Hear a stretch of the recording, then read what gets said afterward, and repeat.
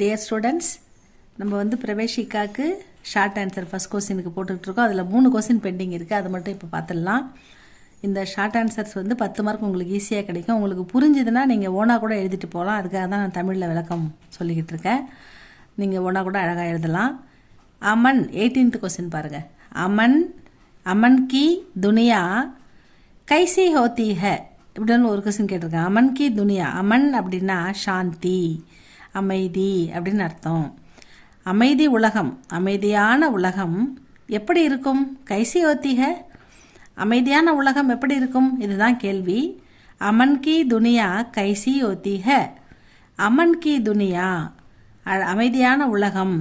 சலோனி, சலோனின்னா எப்படி தெரியுமா? சுந்தர், ஆக்கர்ஷக், அட்ராக்டிவாக இருக்கும், சுந்தராக இருக்கும், அழகாக இருக்கும். சலோனின்னா சுந்தர், அழகு அப்படின்னு அர்த்தம். அவர் பேகத்தரீன், பேகத்தரீன்னா எக்ஸலண்ட்டாக இருக்கும், அற்புதமாக இருக்கும்ன்றாங்க. எக்ஸலண்ட் ஹிந்தியில், இங்கிலீஷில் நீங்கள் எக்ஸலண்ட்னு எடுத்துக்கலாம். பேகத்தரீன்னா எக்ஸலண்ட்டாக இருக்கும், அற்புதமாக இருக்கும். பேகத்தரீன் ஹோத்தி ஹை, அமன் கி துனியா சலோனி और பேகத்தரின் ஹோத்தி ஹை. இந்த சலோனின்ற வேர்டு, பேகத்தரின்ற வேர்டு இதை எழுதணும் கண்டிப்பாக. அதனால் அமன்னா சாந்தி, அமைதியான உலகம் அப்படின்னு எடுத்துக்கணும். அடுத்த கொஸ்டின் பாருங்கள். ஹசாரோ நதியா, ஆயிரக்கணக்கான நதிகள். நதி சிங்குலர், நதியா ப்ளூரல். ஃபெமினின் ஜெண்டர் வந்தால் யா போடணும், மேலே பிந்து வைக்கணும். ஹசாரோ நதியா, ஆயிரக்கணக்கான நதிகள். ஹசார்னா 1000s ஆஃப் ரிவர்ஸ்.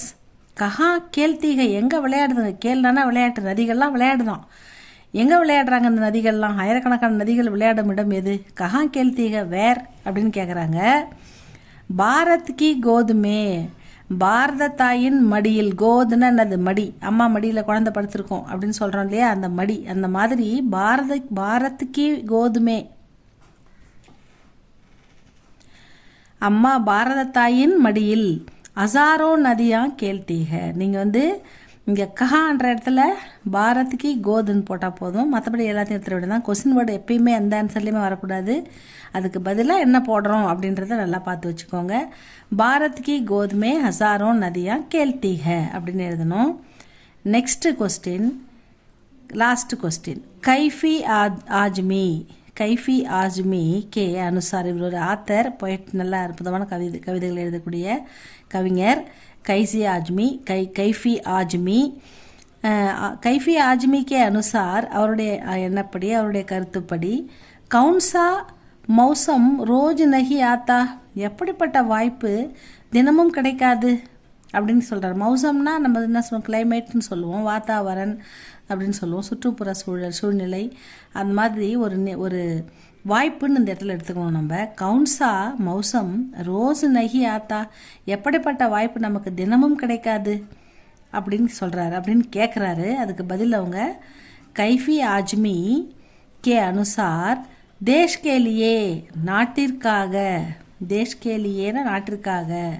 பிதாஜி கேலியே, அப்பா. இந்த கேலியேன்றது வந்து ஃபார் அப்படின்ற மாதிரி யூஸ் ஆகும், நல்லா பார்த்துக்கோங்க. இப்போ அப்பாவுக்காக சாப்பாடு எடுத்துன்னு போகிறோன்னா பித்தாஜி கேலியே கானா லேத்தாகும் அப்படின்னு சொல்லலாம். அந்த மாதிரி அப்பாவுக்காக, அம்மாவுக்காக, எனக்காக, உனக்காக, அந்த மாதிரி அவருக்காக, இவருக்கு கிஸ்கேலியே, யாருக்காக, அந்த மாதிரி கேலியேன்ற வேர்டை நல்லா யூஸ் பண்ண கற்றுக்குங்க. தேஷ் கேலியே ஜான், ஜான்றது இந்த இடத்துல வந்து உயிர், நாட்டுக்காக. ஜான் தேனாக்கா அவசர் ரோஜ் நஹி ஆத்தா, நாட்டுக்காக உயிரை விடும் வாய்ப்பு தினமும் கிடைக்காது. ரோஜ் நஹி ஆத்தா, தினமும் வராது நமக்கு இந்த வாய்ப்பு. மறுபடியும் எல்லா டைமும் எப்போயுமே கிடைக்காது. நாட்டுக்காக உயிரை தியாகம் செய்யக்கூடிய வாய்ப்பு ஒருத்தருக்கு கிடைக்குதுன்னா அதை விட சிறந்தது எதுவும் இல்லை. அப்படிப்பட்ட வாய்ப்பு தினமும் கிடைக்காது அப்படின்னு இந்த ஆத்தர் சொல்கிறாரு, கைஃபி ஆஜ்மி சொல்கிறாரு. இதுதான் இந்த பாடத்துடைய இந்த ஷார்ட் ஆன்சர். இவ்வளோ தான் ஸ்டூடெண்ட்ஸ். இதில் நீங்கள் எல்லாத்தையுமே கூட நல்லா படித்து வச்சுக்கோங்க. உங்களுக்கு எந்த கொஸ்டின் கேட்டாலும் டக்குன்னு ஆன்சர் 10 மார்க் ஈஸியாக எடுத்துருங்க. நம்ம அடுத்த ரோமன் லெட்டரில் அடுத்து எது ஈஸியாக இருக்கோ அதெல்லாம் பார்க்கலாம். அதெல்லாம் உங்களுக்கு தமிழில் விளக்கம் தெரிஞ்சுன்னா நீங்கள் கொஸ்டினை புரிஞ்சு ஆன்சர் எழுதுவீங்க. அதுக்காக தான் போடுறோம் ஸ்டூடெண்ட்ஸ். இது உங்களுக்கு பிடிச்சிருந்தா லைக் பண்ணுங்கள், ஷேர் பண்ணுங்கள், சப்ஸ்கிரைப் பண்ணுங்கள் ஸ்டூடெண்ட்ஸ். ஏதாவது உங்களுக்கு சொல்லணும்னா அதை கமெண்டில் சொல்லுங்கள். உங்களுக்கு ஆன்லைன் கிளாஸ் தேவைப்பட்டாலும் நீங்கள் கமெண்டில் கேளுங்க. என்னுடைய நம்பர் அனுப்புகிறேன், நம்ம ஆன்லைன்லேயே படிக்கலாம். அடுத்தது வந்து அடுத்த வீடியோவில் பார்க்கலாம் ஸ்டூடெண்ட்ஸ். தேங்க்யூ ஃபார் வாட்சிங்.